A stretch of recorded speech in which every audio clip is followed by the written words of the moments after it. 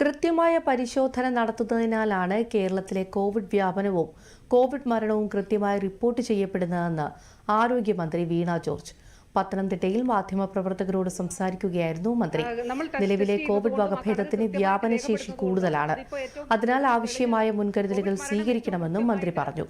മറ്റു രോഗങ്ങളുള്ളവർ മാസ്ക് ധരിക്കണമെന്നും പൊതുജനങ്ങൾ അനാവശ്യ ആശുപത്രി സന്ദർശനങ്ങൾ ഒഴിവാക്കണമെന്നും മന്ത്രി അഭ്യർത്ഥിച്ചു. ഇപ്പോൾ ഈ ഒരു ആഗോളതലത്തിൽ കോവിഡ് കേസുകളിൽ ഒരു വർധന കണ്ടപ്പോൾ കേരളത്തിൽ നമ്മൾ കേരളത്തിൽ റിപ്പോർട്ട് ചെയ്യുന്നതിന് മുൻപ് തന്നെ സ്റ്റേറ്റ് ലെവൽ RRT ഒക്കെ ചേർന്നു.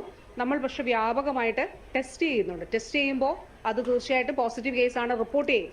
അത് നിങ്ങൾക്ക് പരിശോധിച്ചാൽ മനസ്സിലാകും.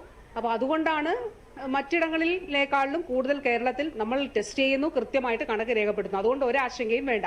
അപ്പോൾ പ്രധാനപ്പെട്ട കാര്യം ഇത് സംബന്ധിച്ചിട്ടുള്ള വളരെ സൂക്ഷ്മമായ നിരീക്ഷണം നടത്തുന്നുണ്ട്. ഈ ഒരു വകഭേദം അധികം തീവ്രമാകാത്ത ഇതാണ് എന്നുള്ളത് ഇതിനോടകം തന്നെ തെളിഞ്ഞിട്ടുണ്ട്. മാത്രമല്ല വ്യാപനശേഷി കൂടുതലാണ്. അപ്പോൾ അതുകൊണ്ട് പ്രത്യേകമായിട്ട് നമ്മൾ എടുക്കേണ്ട മുൻകരുതൽ രോഗങ്ങളുള്ളവർ തീർച്ചയായിട്ടും പൊതുയിടങ്ങളിൽ മാസ്ക് ധരിക്കണം എന്നുള്ളതാണ്. അത് ദയവായിട്ട് എല്ലാവരും ഓർക്കണം. കാരണം ഈ മറ്റു രോഗങ്ങൾ ഉള്ളവർക്കാണ് കോവിഡ് വന്നാൽ ഗുരുതരമായിട്ടുള്ള സാഹചര്യം ഉണ്ടാകുന്നത്.